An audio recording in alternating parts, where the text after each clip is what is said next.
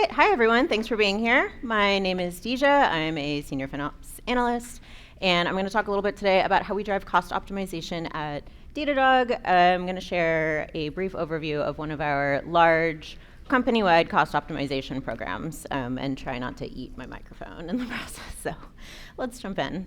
So, quick intro about Datadog. We're an end-to-end observability company, and my job is basically to know what infrastructure we use to serve all of these products and services, and most importantly, how much that infrastructure costs. So, in late February of 2023, our CTO, that's him pictured here, he sent out a company-wide email and said, all right, we've been testing out this new ARM technology, but it's time for all of us to migrate. So we're multi-cloud, and he wanted all of us to migrate our production workloads to ARM. We were primarily on x86, more specifically Intel. So at the time, our adoption rate was about 14%. We wanted to drive this number as high as possible by the end of the year, take advantage of new technology, make our systems more reliable, cost efficient, and improve the environment, et cetera. So we put together a centralized program team. This consisted of capacity management, which I'll talk about in a sec, technical program management, developer experience, and FinOps. So my part in this was to figure out how much could we save, right? Is this going to be worth the engineering effort? And so to start, I pulled all of the pricing for all of our current instance types, all of our target instance types, and I put together a mapping of the probable migration pattern, making sure that I didn't reduce anyone's CPU, memory, network, et cetera, and then I gave it a savings rate. So if you look at the list prices, you'll actually get like a 20% savings rate, but I added conservatism because it's always better to underestimate your savings because the executives love when you save them more money than you tell them. So we took it a step further and expanded our data set to reflect something that was better aligned with our engineering organization. So we're a self-managed Kubernetes shop. Our engineers tend to think of their workloads in terms of cores. So when you talk to them, they can tell you how many cores their application consumes. And so what we did is we took those mappings and said, okay, let's break it down to a cost per core and in turn a savings per core. So that way we could just fit right in with their existing framework.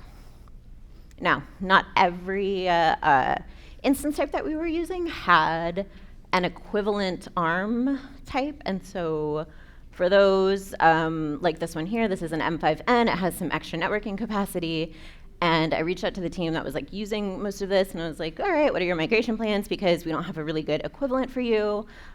You know, do you really need all this extra network capacity? And they were like, turns out we don't, we just picked one and it worked, and we didn't really think about it too much. So they ended up moving to mostly M6G with a little bit of C6G, and they saved a lot more money than we originally anticipated. So that was a fun surprise.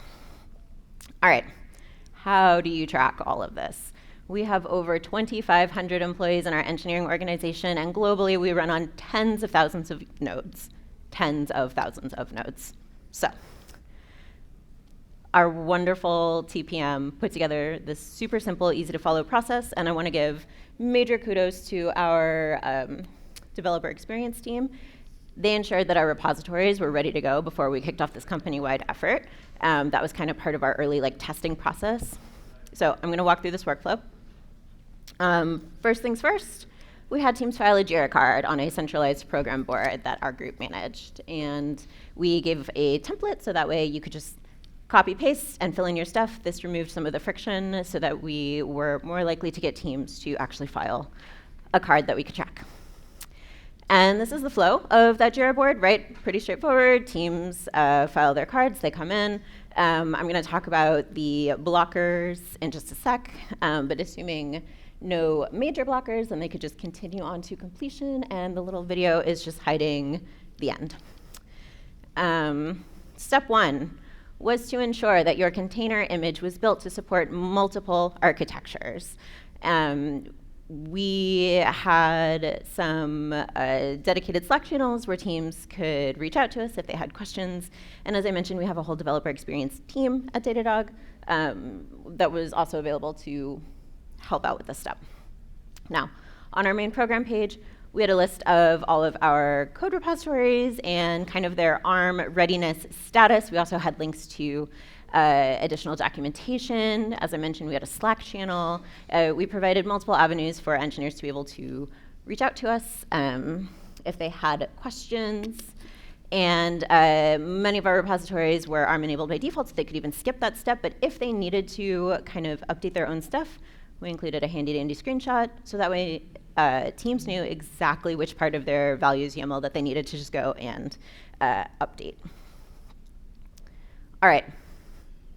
Next, we had teams deploy to staging. And then they waited for about a week, did a little bit of testing, notated any issues, right? So this is where those blockers come in. If they ran into any issues whatsoever, they could reach out to us, and we had them file for an exception. Now, this centralized program team that I mentioned at the beginning, part of our job was to review each and every one of these exceptions and either explicitly approve or reject. Sometimes it was just a matter of like picking the right instance type. There's literally hundreds of choices out there. So sometimes it's just a matter of, oh, you need an M6G instead of an R6G or something pretty straightforward like that. Now, if they had something that was a little more nuanced, we granted their exception, and we tracked those with all the detail and kind of what their next steps were to get those unblocked. Assuming they had no blockers and could move forward in the step, next was a fairly important step at our scale. We all know that the cloud is elastic. However, at a certain size, you definitely push the bounds of that elasticity. So we have a capacity management team whose sole job is to liaise with all of our cloud providers to ensure that we have the capacity that we need when we need it. And so our most critical applications, this was like a non-negotiable step. And they needed to work with that capacity management team to make sure that they had the instances available so that they could have a smooth transition. Now, once they had the capacity, deploy to production and celebrate because, yay, the work is over. Okay, pretty straightforward. Figure out how much you're going to save, collect all of the information in Jira. How do you get traction and velocity at this scale? Well, as I mentioned, we have thousands of engineers across multiple teams, time zones. So how do you get them all to move toward the same goal in a relatively short amount of time? Because realistically, this whole thing took place over 2.5 quarters. So to start, we leveraged a custom metric, which is a feature in the platform. And what we did is we pulled information about our Kubernetes workloads, so CPU requests, deployment type, instance type, ownership data, such as service name and team name. We paired that with Workday data so that we could have a clear chain of ownership from IC all the way up to VP. We then pulled all of the metadata from the Jira cards as well as the container registry, so that way teams could see the status of their cards if they filed one, and they could see the readiness of their container images all in one place. And we put it in a dashboard, because that's what we do. We make dashboards for everything, all the time. So any engineer could come to this dashboard and simply input their information at the top and see all of the relevant information. Specifically, I want to call out the KPIs we had at the top. This is based off of the percentage of CPU requests. Again, that's the common way that our engineers think about their workloads. And so we had ARM adoption percentage overall. The purple box shows the readiness of our for the container images. We also track the percentage of exceptions, and then for our own edification, the program team tracked the Jira board coverage, just so we kind of knew what that metric was. Now, Here's a snippet from a more executive-focused dashboard. It's built on that same data set that we collected, right? Pulling all of the deployment info and the Workday info and the Jira info. And rather than display it in terms of cores, we displayed it in terms of dollars, because leadership cares about dollars. Engineering leadership cares about cores, but they primarily care about dollars. So these numbers here, I'm going to break them down real quick. So say I'm a VP, I go in, I input my name, I can see what all is done, what all is remaining. Of what's remaining, we went ahead and broke it down a step further for them, and we said, here's your engineering lift, easy, medium, and hard, and what potential savings still remain. Easy is pretty straightforward. They just need to start that process. They're ready to go. They've got their multi-architecture image. Medium means that they just need to build that multi-architecture image to get going. So little work, but in theory, relatively straightforward. And then together, this was the total addressable scope. So when our leadership came to us, my director often likes to ask me, how can I help? We would direct them here. Say, hey, this is your total addressable scope. Make this number go to 0. And then the hard lift was the exceptions. Sometimes there were downstream dependencies. Sometimes they needed a super special type of ARM instance. Some of them were being deprecated. So we just kind of set those aside and said, when your total addressable scope goes to 0, or you're feeling like you really want to tackle a challenge, you can go address the more difficult piece. So all that to say, by the end of December of 2023, we were at about 61% adoption rate. Not 100, but we still considered this program hugely successful. We were very happy with the savings that we got. And then in the beginning, one of the things that I failed to mention is that another piece of this program that we considered to be, we'll check the box if it's successful, is if we document the exceptions. Sometimes it's just as important to understand the work that you're not doing and why you're not doing it as it is to just go ahead and do the work at hand. So between these two numbers, we were actually at about 82% completion of our goal. So that's also why we considered this program to be successful. It also improved our reliability because it gave us more options in terms of what type of hardware we could run on. So I'm going to show you guys a couple of success stories. Here's one example. These are real dollars. It's a real service. They let me show. So this service is running on a mix of x86 and ARM. They were able to achieve about a 13% reduction in their average daily spend.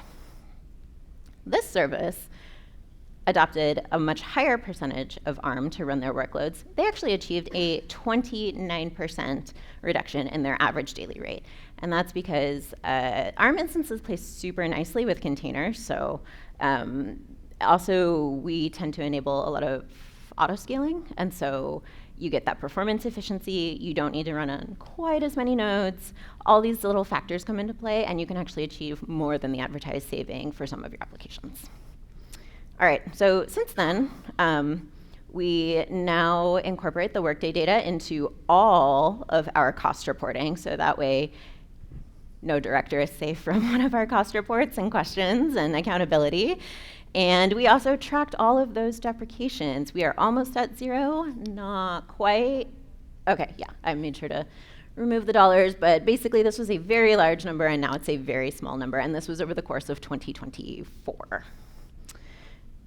In case you're curious, today we're at about a 72% adoption rate, and we've reduced those exceptions to about 14%. So DevOps is a journey. We are still journeying toward 100%. It's a work in progress.